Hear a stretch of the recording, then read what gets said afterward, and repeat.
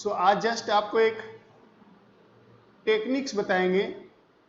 Good afternoon वेदांत, good afternoon Rishikesh, जिससे कि आप रेडॉक्स रिएक्शन को थोड़ा फास्ट में बैलेंस कर सकते हैं, जल्दी बैलेंस कर सकते हैं।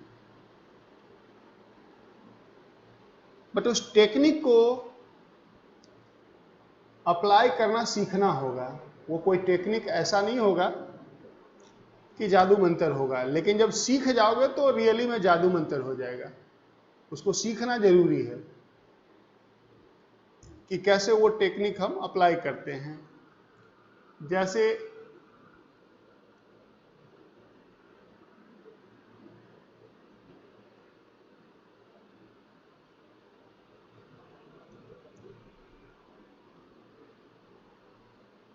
आज हम करने जा रहे हैं शॉर्टकट ऑफ बैलेंसिंग।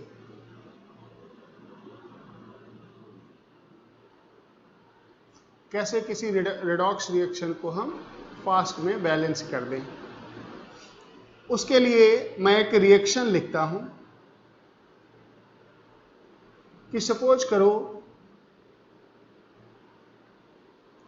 हमारे पास एक रेडॉक्स रिएक्शन आया, KMnO4 प्लस से K2C2O4 प्लस H2SO4 gives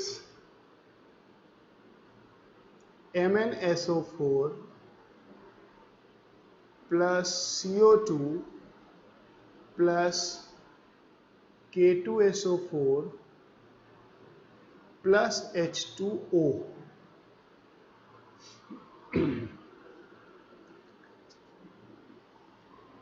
इस रिएक्शन को हमने पहले ही बैलेंस कर रखा है, तो आपको मालूम है कि इस रिएक्शन को बैलेंस करने के लिए कितने पापड़ बेलने पड़े थे।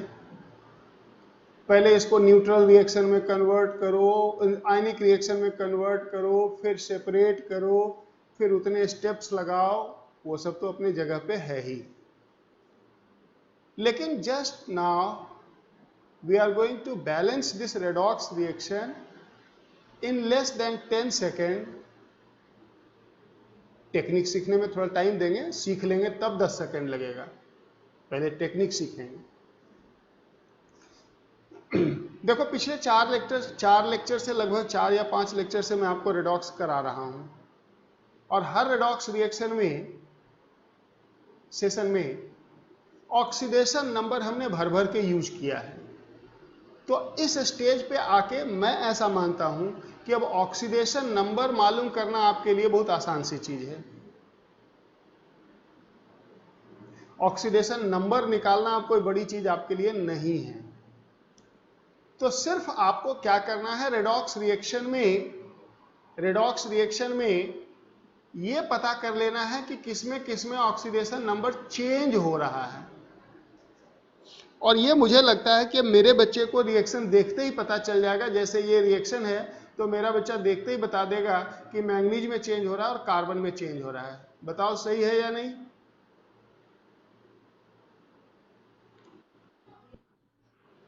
क्योंकि अब पता है पोटेशियम में चेंज होता नहीं, हाइड्रोजन में, सल्फेट में, इन सब में चेंज होता नहीं, तो बच कौन गया? मैंगनीज और कार्बन।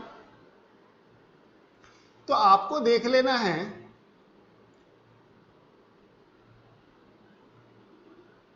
कि टोटल चेंज, ध्यान से सुनना, total change in oxidation number पर मॉलिक्यूल कितना हुआ। Total change in oxidation number पर मॉलिक्यूल। अगर हम पर मैग्नेट की बात करें तो पर मैग्नेट में एक ही मैंगनीज है। आपको समझाने के लिए थोड़ा सा मैं रफ कर रहा हूं। पर मैंगनीज में एक ही मैंगनीज है जो लेफ्ट साइड में +7 है और राइट साइड में वो +2 है। इसमें चेंज 5 का है।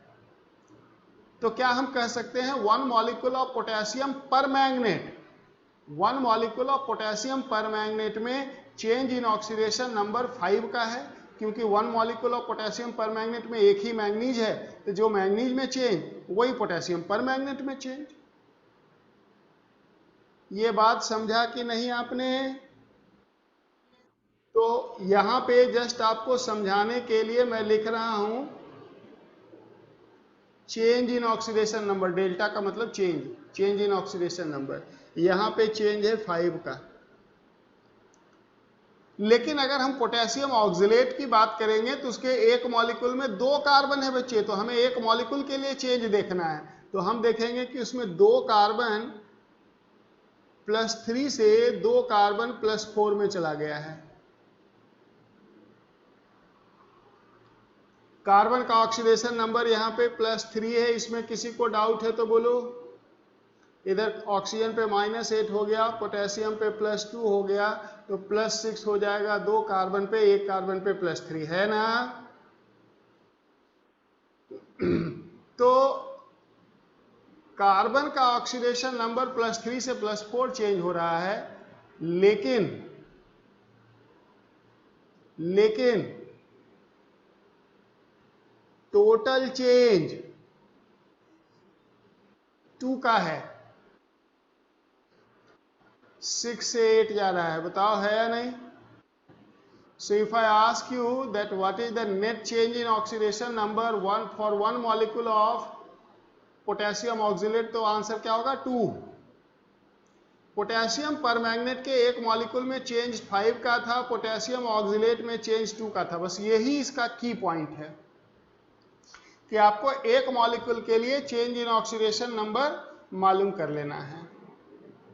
इतनी बात समझ में आया सबको? अब देखो magic, change in oxidation number पर मॉलिक्यूल का क्रॉस मल्टीप्लिकेशन कर दो, रिएक्शन बैलेंस हो जाएगा। सुना मैंने क्या कहा? Cross multiplication. Change in oxidation number का, चेंज इन ऑक्सीडेशन नंबर पर molecule, change in total change in oxidation number, net change in oxidation number molecule का क्रॉस मल्टीप्लिकेशन कर दो, रिएक्शन बैलेंस हो जाता है। इसका मतलब ये हुआ कि जब इस रिएक्शन को हम बैलेंस करेंगे, जब हम इस रिएक्शन को बैलेंस करेंगे तो यहाँ पे 2 आ जाएगा और यहाँ पे 5 आ जाएगा। ये क्रॉस मल्टीप्लिकेशन हो गया। समझ में आया क्या?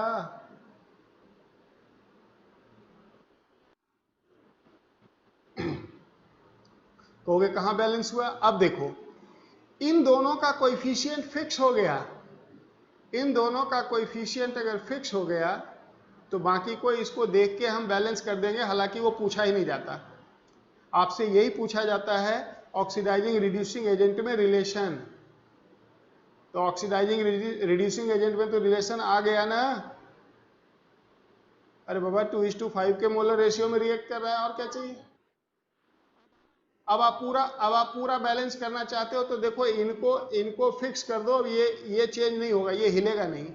इनको देख के बाकी सबको हम बैलेंस कर देते हैं। देखो हमारे पास 2 मैंगनीज है तो यहाँ पे लगाएंगे 2। क्यों लगाया मालूम चला ना? लेफ्ट साइड में 2 मैंगनीज है। देखो लेफ्ट साइड में 5 × 2 कार्बन है, लेफ्ट साइड में 5 × 2 10 कार्बन है, दिख रहा है?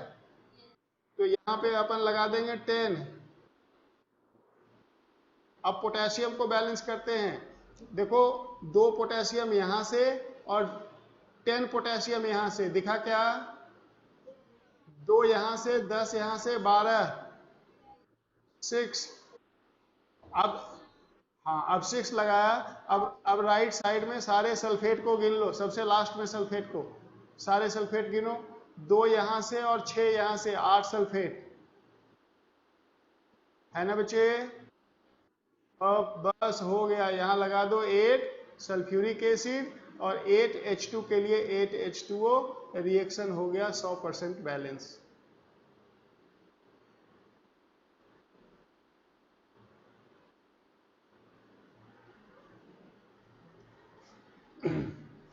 ये तो हुआ बाद का स्टेप, लेकिन जो आपसे अक्सर पूछा जाता है वो सिर्फ इन दोनों के बारे में पूछा जाता है।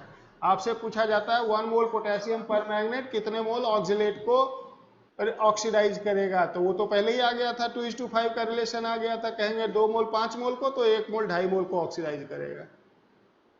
लेकिन अगर आपको पूरा ही बैलेंस करना चाहते हो तो उन दोनों को देख के आप बाकी को बैलेंस कर सकते हो। क्या चीज?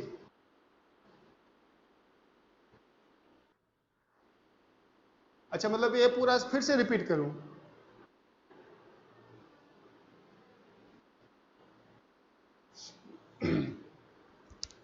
आपको क्या करना है?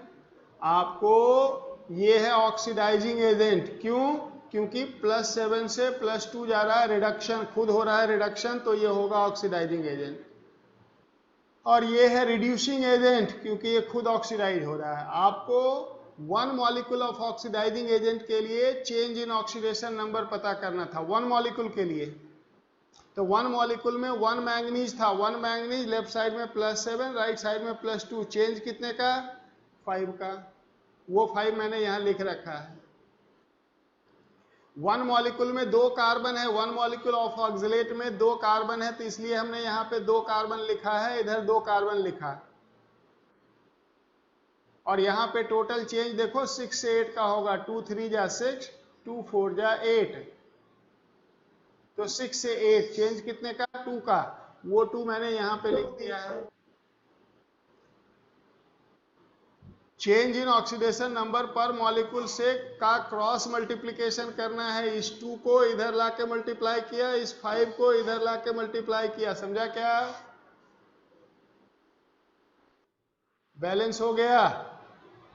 अब इन दोनों का कोएफिशिएंट फिक्स हो गया, इसको देख के बाकियों का कोएफिशिएंट रख देना है, बैलेंस कर देना है, समझा? अब अभी और प्रैक्टिस करेंगे ना, उस पर और अप्लाई करेंगे तो और क्लियर हो जाएगा। अब ये एक थोड़े कई रिएक्शन पे अप्लाई करेंगे ना। आगे बढ़ूं, इजाजत है? ठीक है, तो अब जरा एक और रिएक्शन पे इसे पहले अप्लाई करके देखते हैं। सपोज करो एक रिएक्शन है हमारे पास कि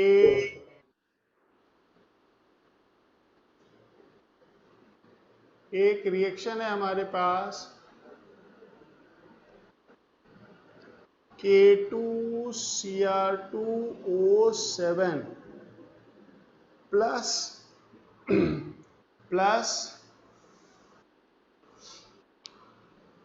क्या ले लूं, आयोडीन ले लेता हूं,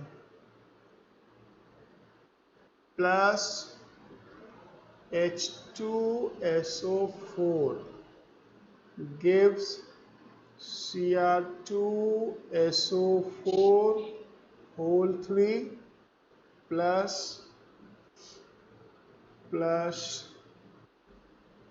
एसिडिक मीडियम है HiO3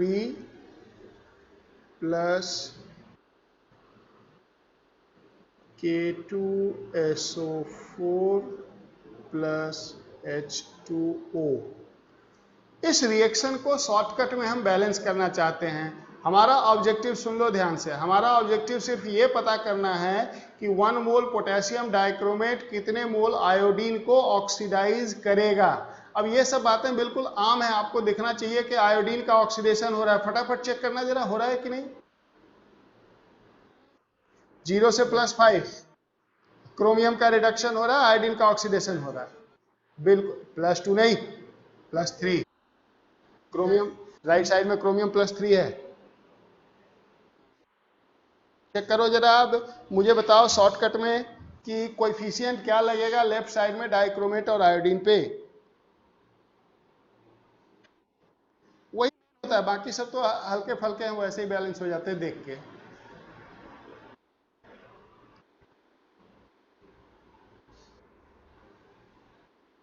सही सही बताना।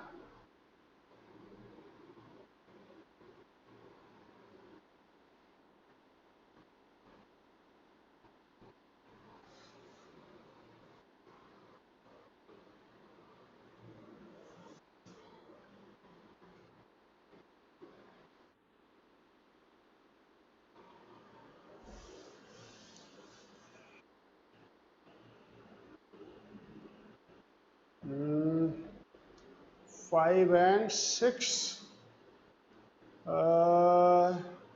Sai, some mistake is there.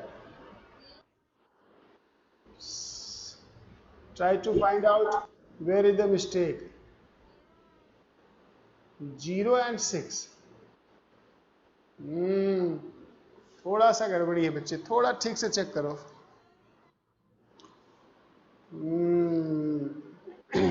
पर मॉलिक्यूल देखना है ना बच्चे, तो एक मॉलिक्यूल में 2 आयोडीन है ना,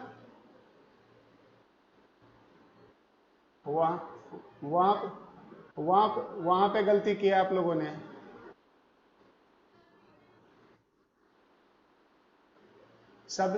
सबसे पहले मुझे ये बताओ कि यहां क्रोमियम का ऑक्सीडेशन नंबर +6 है या नहीं। लेकिन 2 क्रोमियम है ना बच्चे, तो ये 2 क्रोमियम +3 में जाएगा ना। एक मॉलिक्यूल के लिए टोटल चेंज देखना है ना।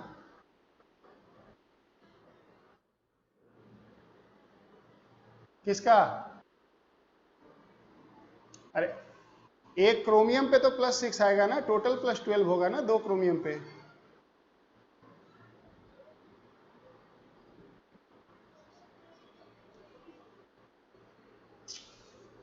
अरे बाबा, पहले मुझे ये बताओ कि इसके अंदर क्रोमियम +6 है या नहीं,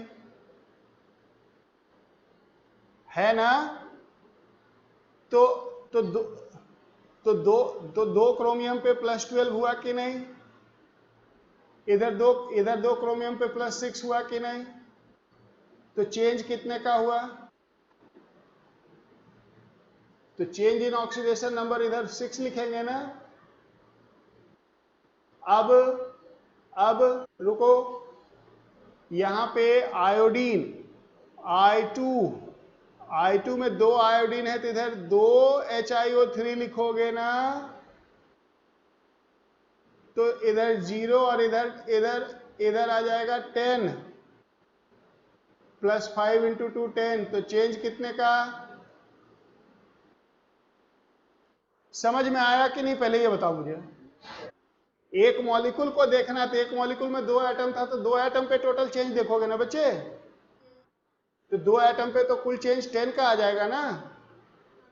हाँ ठीक है, अब सुन लो जरा सा एक सेकेंड, ये तो आ गया चेंज इन ऑक्सीडेशन नंबर। अगर चेंज इन ऑक्सीडेशन नंबर में कोई कॉमन फैक्टर है तो उसको ड्रॉप कर देना। अभी 2 का कॉमन फैक्टर है, देखो है कि नहीं, क्योंकि जब हम बैलेंस करते हैं तो स्मॉलेस्ट होल नंबर कोएफिशिएंट से बैलेंस करते हैं। बैलेंस तो अभी हो जाएगा, लेकिन पूरे इक्वेशन में 2 का फैक्टर आ जाएगा। सुन रहे हो?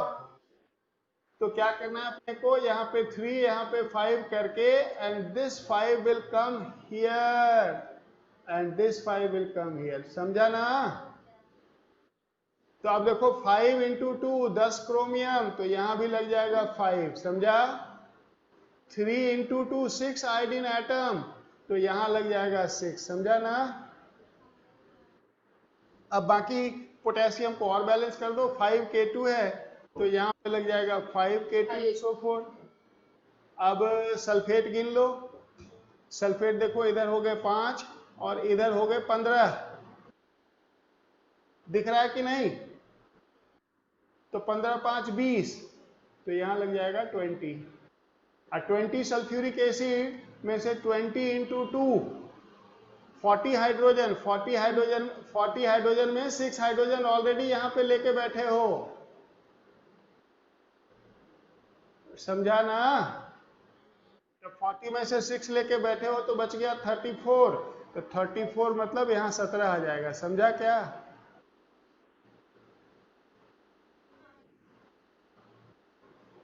अब बताओ ये आसान है कि नहीं, इसको थोड़ी प्रैक्टिस करने की जरूरत है बच्चे केवल।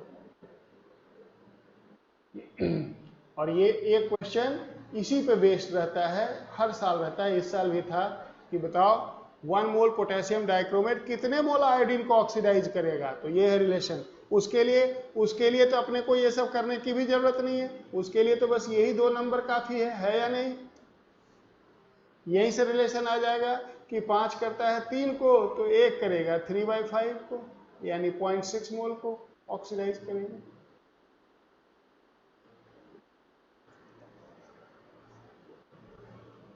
समझ में आया सबको? एक बार और लिखते हैं जरा, एक बार और करते हैं। सपोज करो एक रिएक्शन हमने लिखा है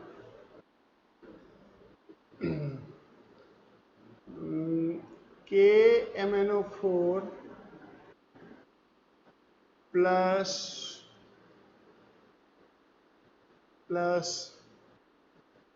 CH3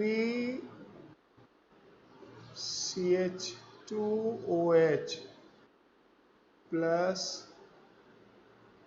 KOH gives MnO2 plus CH3 COOK plus H2O। कोशिश करना जरा इसको बैलेंस करने का।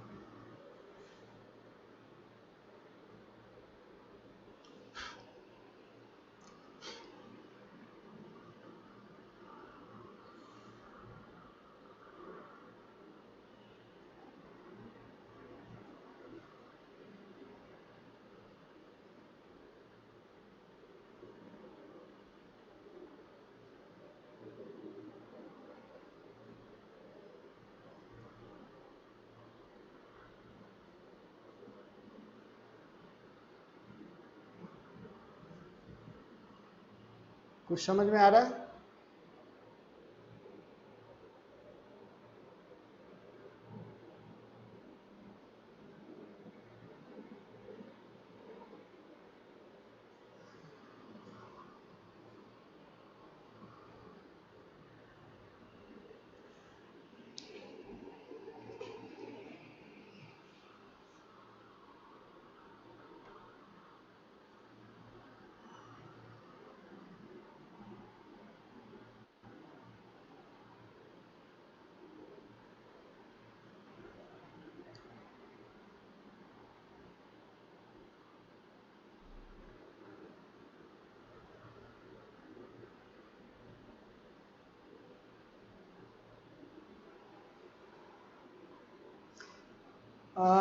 For covalent compound, don't separate that into ions.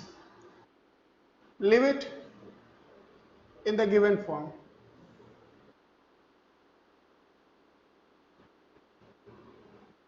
Just use the oxidation number rule to determine the oxidation number. Hydrogen will be +1, oxygen will be -2. So using this two, you can determine the oxidation number of carbon.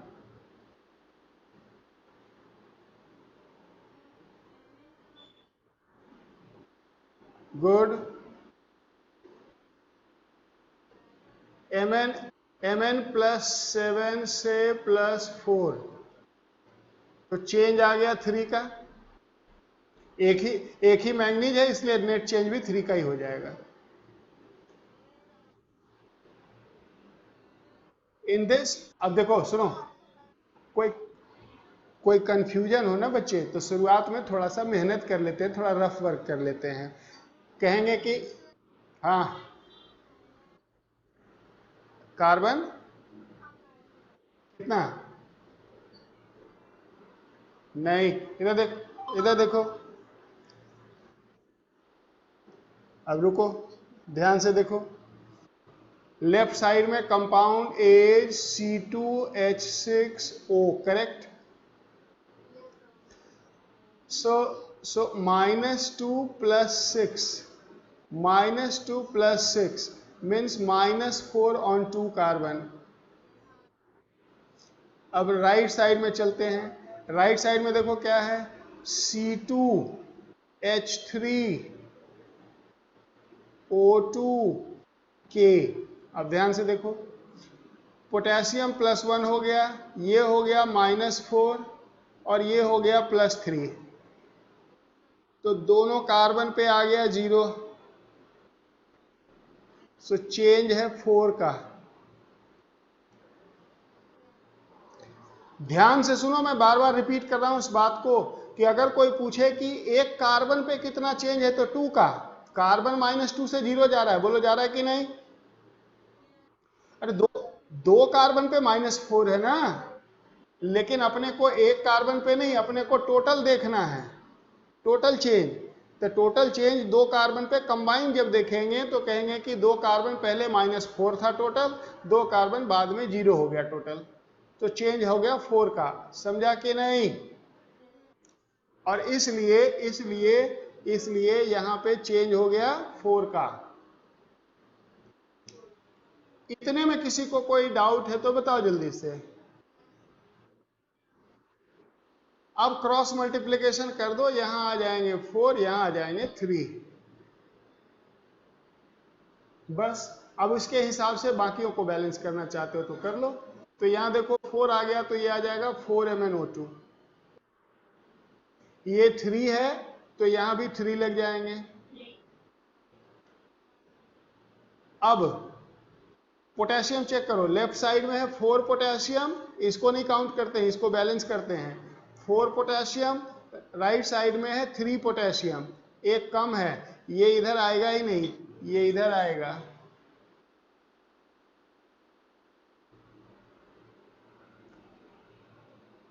समझा क्या? अब इसके बाद बच गया hydrogen oxygen, hydrogen oxygen को गिन लो। Left side में टोटल हाइड्रोजन कितना है देखते हैं जरा। लेफ्ट साइड में देखो 3 2 5 1 6 × 3 18 हाइड्रोजन है, लेफ्ट साइड में 18 हाइड्रोजन है। और राइट साइड में देखो यहाँ पे है 9। अरे 3 3 जा 9, एक इसमें है, 10 हो गए, बच गए कितने 8। तो 8 के लिए यहाँ पे 9 लगा दो, बैलेंस हो जाएगा। नहीं 9 नहीं लगेगा ना, 4 लगेगा। अंडरस्टूड? एक बार एक और रिएक्शन पे लगा। अब लेते हैं Na2H2O3 plus KMnO4 plus H2SO4। ये थोड़ा सा ट्रिकी होगा, देखते हैं। Gives Na2SO4 plus MnSO4 plus H2O। कोशिश करना जरा, ट्राई करना जरा इसको।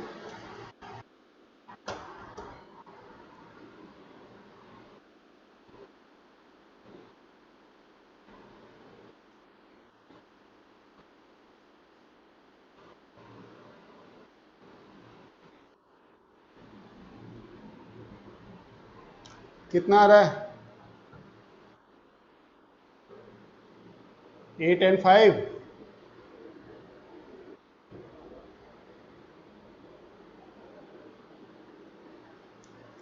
एकदम परफेक्ट बताया जिसने भी बताया, सही है। ये चीज मुझे चाहिए, एकदम एक बार में परफेक्ट आंसर बताया बच्चे ने।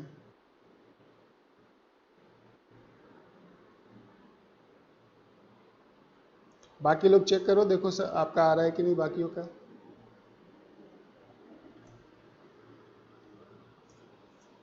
ये मेथड रेडॉक्स रिएक्शन की बैलेंसिंग का जिसको आ गया वो रेडॉक्स रिएक्शन का मास्टर हो गया, और एक क्वेश्चन उसकी गारंटीड हो गई।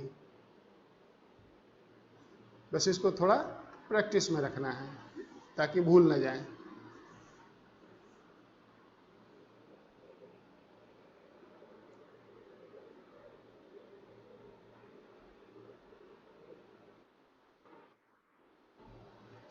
मैंगनीज +7 से +2 जा रहा है, ये तो बिल्कुल सही है।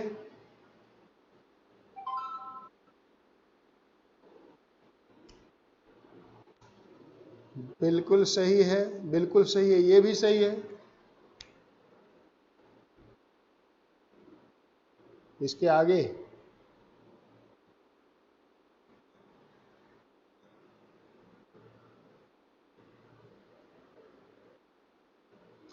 एक मॉलिक्यूल के लिए टोटल चेंज बैलेंस करना है।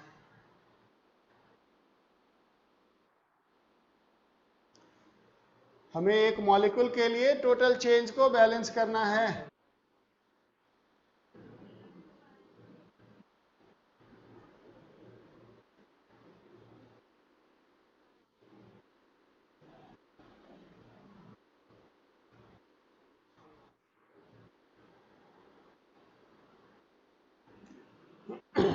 मैंगनीज मैंगनीज में चेंज 5 का है, ये तो सबको दिख रहा होगा।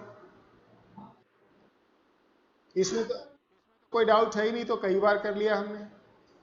अब सल्फर देखो, सल्फर यहां पे 2 सल्फर है +2 स्टेट में, दोनों 3 ऑक्सीजन पे -6, 2 ऑक्सीजन पे +2, तो -6 +2 -4 +4, 2 सल्फर पे, 1 सल्फर पे +2। लेकिन 2 सल्फर है, और सल्फर राइट साइड में जो भी हैं वो सल्फेट हैं, तो ये 2 सल्फर भी सल्फेट बन गया होगा, जिसके अंदर सल्फर +6 है, यानी कि टोटल सल्फर पे +12 है, इधर +4 है। चेंज 8 का हुआ सल्फर पे नेट चेंज। सल्फर पे टोटल चेंज 8 यूनिट का हुआ, ये बच्चों को मालूम चला ना। तो यहां पे 8 लग गया।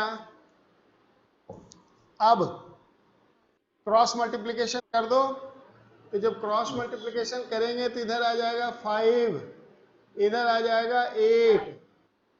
ये रफ वर्क है, इसको नहीं देखना है। अब इसको देख के बाकी सबको बैलेंस कर देना होता है, अगर हमें पूरा करना भी हो तो 8 मैंगनीज, 8 मैंगनीज, तो यहां 8 आ जाएगा। अब सोडियम देखो, 2 सोडियम, 5 × 2 10 सोडियम है इधर, तो 10 सोडियम के लिए यहां भी 10 यानी 5 लगाना पड़ेगा। अब जरा सल्फेट गिन लो, राइट साइड में कुल कितना है। राइट साइड में देखो 5 सल्फेट इधर है, 8 सल्फेट इधर है, टोटल 13 सल्फेट है ना। 13 सल्फेट, ध्यान देना 13 में से 10 सल्फेट तो यहां से आ जाएगा। कैसे आएगा? ये सभी सल्फर भी तो सल्फेट बना है। तो 5 2 जा 10 सल्फर, 10 सल्फेट ये देगा कि नहीं? तो 10 सल्फेट ये दिया, तो बच गया 13 में से 3 यहां से आ जाएगा।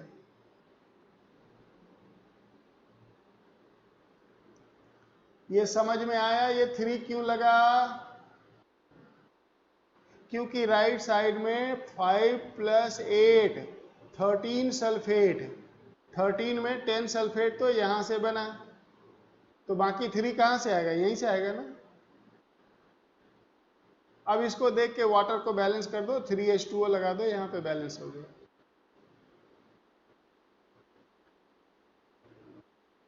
समझ गए? पक्का? अब ये तो हो गया normal reaction, normal redox reaction की बैलेंसिंग शॉर्टकट से। तो एक ने पूछा कि क्या इससे हम डिस्प्रपोर्शनेशन को भी बैलेंस कर सकते हैं क्या? डिस्प्रपोर्शनेशन को बैलेंस कर सकते हैं क्या?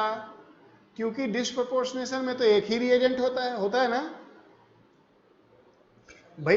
इसमें तो क्रॉस मल्टीप्लिकेशन कर रहे हो, क्योंकि एक ऑक्सीडाइजिंग एजेंट है और एक रिड्यूसिंग एजेंट है। लेकिन डिस्प्रपोर्शनेशन रिएक्शन में तो एक ही होता है। क्या उसको भी कर सकते हैं बैलेंस? बिल्कुल कर सकते हैं। कैसे कर सकते हैं? तो जरा एक रिएक्शन को लेके अब समझते हैं, उसमें थोड़ा सा एक्स्ट्रा वर्क करना पड़ेगा। एक बार एक रिएक्शन को ठीक से सभी लोग समझेंगे, फिर दूसरे रिएक्शन में आप उसको प्रैक्टिस करेंगे। रेडी? तो अब एक रिएक्शन लेते हैं Br2 plus NaOH giving NaBr plus NaBrO3 plus H2O।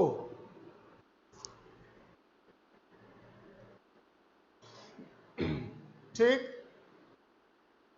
अब इस रिएक्शन में ब्रोमीन का ही हो रहा है ऑक्सीडेशन, ब्रोमीन का ही हो रहा है रिडक्शन। ब्रोमीन 0 से -1, इधर -1 है, इधर +5 है, लेफ्ट साइड में 0 है, तो यहां रिडक्शन हो गया, इधर ऑक्सीडेशन हो गया। क्या इसको शॉर्टकट से बैलेंस कर सकते हैं? बिल्कुल कर सकते हैं। अब क्या करेंगे बच्चे, थोड़ा देखो इसमें क्या टेक्निक लगाना है। ब्रोमीन को ही 2 बार लिख देना है, समझा ना? अरे बताओ समझा कि नहीं? और एक ब्रोमीन को NaBr से कनेक्ट कर देना है और दूसरे को NaBrO3 से। कहना है ये वाला ब्रोमीन रिड्यूस हो गया है और ये वाला ऑक्सीडाइज हो गया है।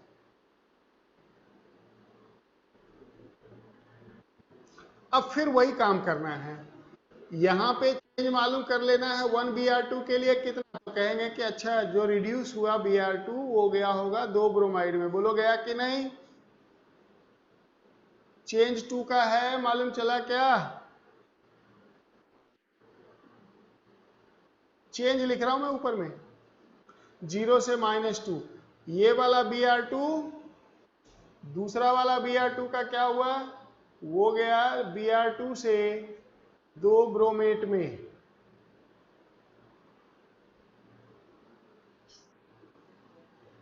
जीरो से यहां है +5, 10 का चेंज है। अरे बताओ है या नहीं?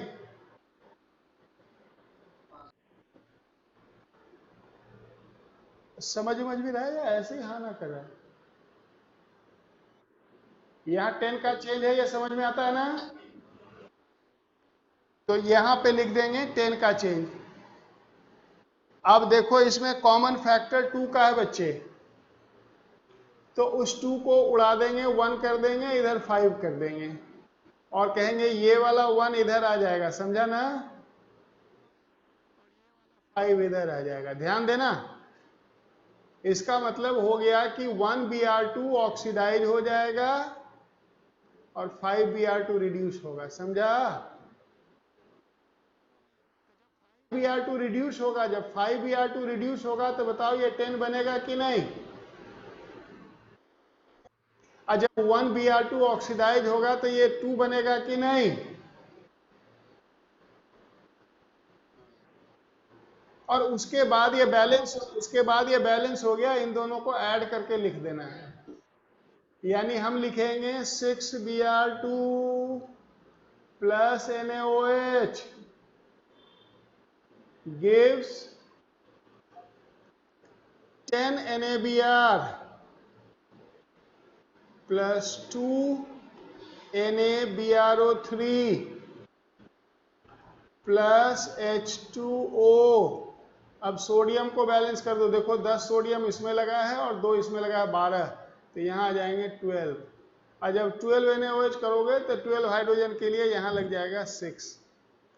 इसमें आपसे क्वेश्चन पूछा जाता है कि ये दोनों किस रेशियो में बना, तो आप कहोगे 5:1 के रेशियो में बना। बताओ बना कि नहीं?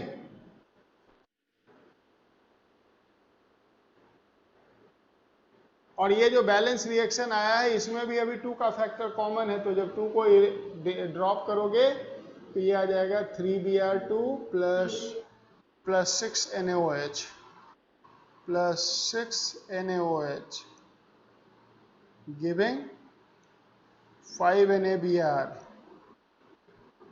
plus NaBrO3 plus 6 नहीं 3H2O। ये इसका फाइनल बैलेंस रिएक्शन आ गया।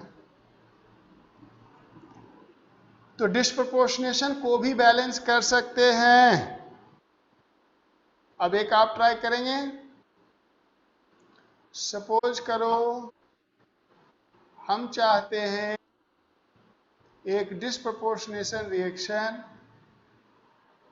S8 plus NaOH giving Na2S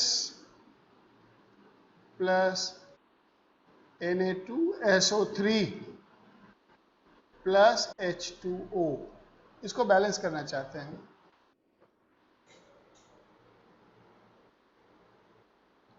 करके देखो जरा।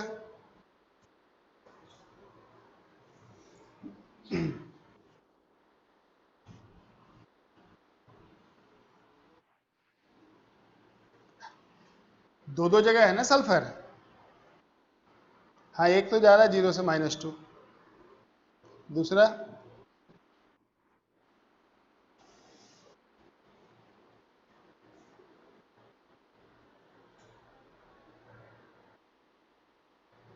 वेरी गुड, आगे बढ़ो।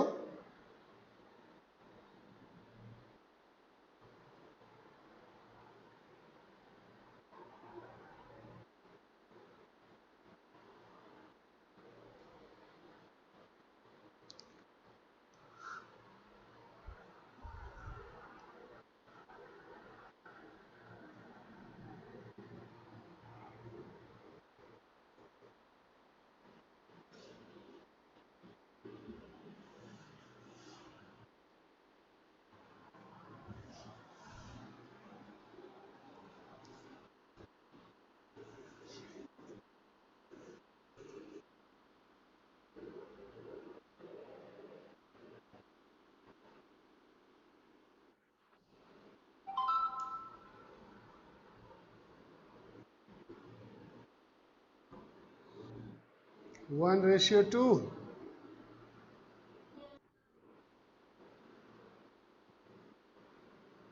मतलब यहाँ पे 1, यहाँ पे 1 और यहाँ पे 2, ऐसा कहना चाह रहे हो?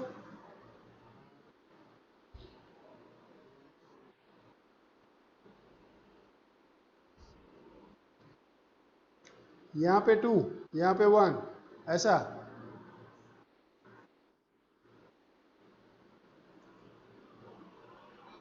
तो आपने सबसे पहले तो S8 एक बार और लिखा होगा, फिर आपने एक S8 को रिड्यूस किया होगा और एक को ऑक्सीडाइज किया होगा। रफ में देखो, एक S8 रिड्यूस होके 8 सल्फाइड दिया होगा कि नहीं? इसलिए यहां चेंज है 16 का। एक S8 8 SO3 2- दिया होगा, जिसके अंदर सल्फर +4 है, यानी कि यहां चेंज 32 का है। यहां पे चेंज 16 का है, यहां पे चेंज 32 का है। 16 का कॉमन फैक्टर 1 और 2। इसका मतलब ये हो गया कि 1S8 रिड्यूस होगा तो 8 Na2S देगा कि नहीं? और 2S8 ऑक्सीडाइज होगा तो 16 Na2SO3 देगा। सल्फर एटम तो बैलेंस करोगे ना। अब इन दोनों को ऐड कर लेना है, दोनों S8 ही है, तो ये हो जाएगा 2 + 1 3S8 प्लस, अरे रे गड़बड़ हो गया। No sir, just listen, 1 second mistake हो गया। ये तो हमने ऑक्सीडेशन नंबर से ही मल्टीप्लाई कर दिया। क्रॉस होना था ना। ये 1 तो यहां आएगा और ये 2 यहां आएगा कि नहीं? हमने तो सीधा चेंज से ही मल्टीप्लाई कर दिया। तो 2s8 रिड्यूस होगा, इसलिए यहां 16 आएगा और यहां पे 8 आएगा, उल्टा हो गया था। समझ में आया ना? चेंज का तो क्रॉस करते हैं ना, क्रॉस मल्टीप्लिकेशन करते हैं। तो यहां पे लिखेंगे 3s8 plus NaOH given 16 Na2s plus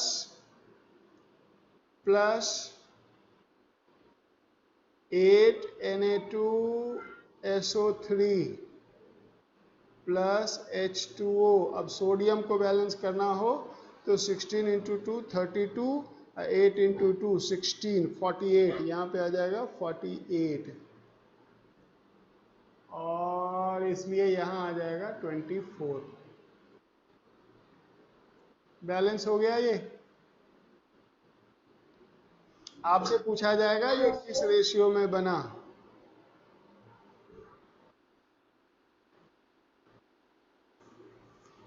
यानी कि इस मेथड से हम डिस्प्रोपोर्शनेशन रिएक्शन को भी बैलेंस कर सकते हैं। बताओ, समझ गए ना? एक और कर लें। अच्छा, तो अगर मान लो एक ऐसा आ गया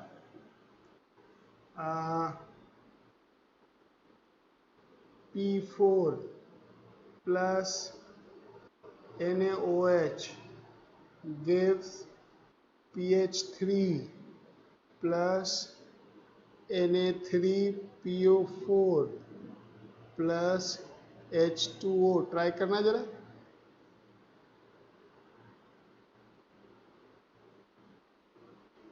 ट्राई इट।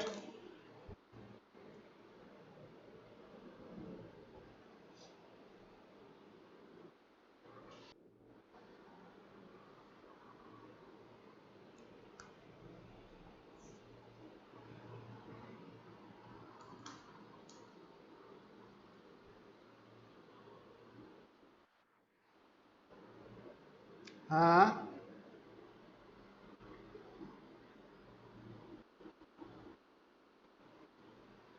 जीरो से -3, और दूसरा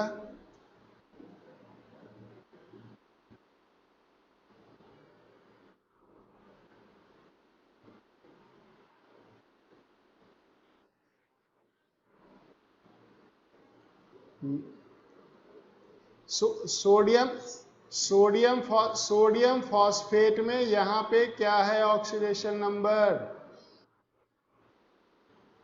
फिर -5 कौन बोल रहा था? +5।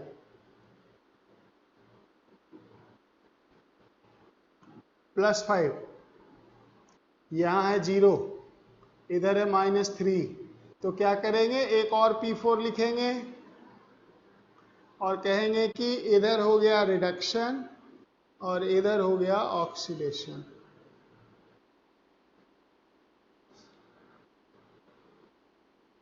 अब जो P4 PH3 बनाया वो 4PH3 बनाएगा, 4PH3 बनाएगा, और इसलिए यहाँ पे चेंज 12 का है। क्लियर? तो यहाँ पे चेंज हो गया 12 का, और दूसरे में P4 going to 4 times PO4 3-, तो इसमें +5 है, 4 5 जा 20, यहाँ चेंज 20 का है, बोलो है या नहीं?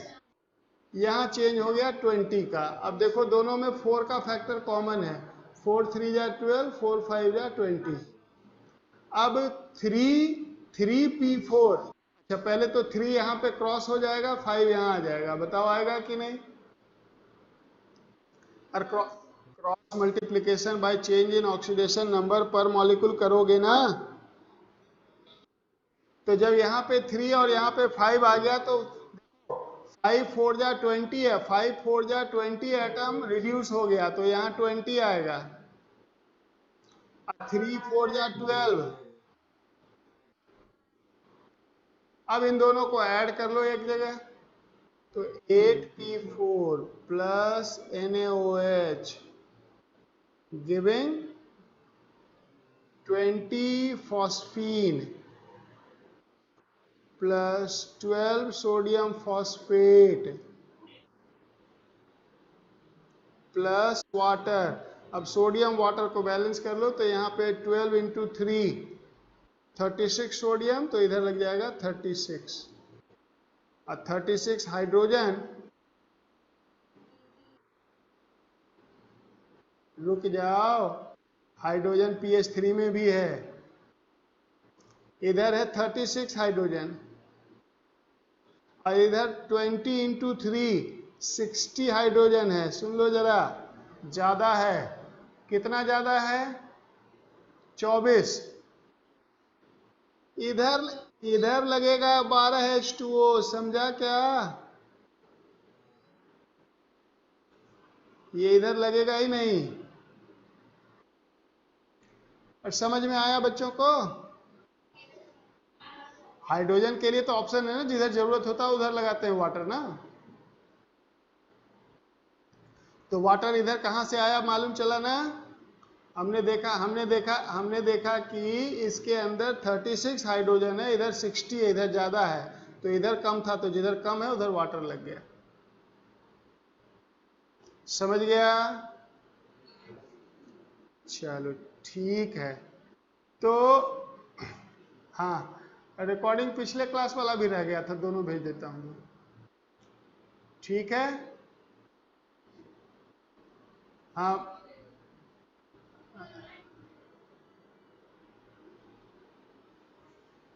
आवाज ही नहीं आ रही क्लियर, बोलो फिर से, रिपीट करो।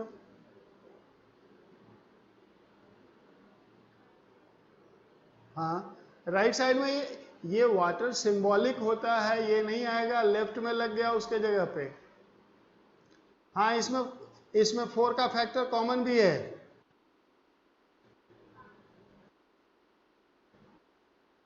ये होगा, समझा? अच्छा सुनो सभी लोग, अब जरा ध्यान से एक बात, जो लोग इसमें इनरोल्ड हो उन सबका एक जगह कलेक्टेड नाम तो है नहीं, तो जितना का नाम याद है, मैं आज एक ग्रुप बनाऊंगा, व्हाट्सएप ग्रुप बनाऊंगा। और अब क्या हो रहा है, कई ग्रुप बने हुए हैं, सब में ये जाता है डिटेल, तो आज मैं एक ग्रुप बनाऊंगा, व्हाट्सएप ग्रुप नीट केमिस्ट्री 2022 का, और उस ग्रुप में मैं आप सबको ऐड करूंगा।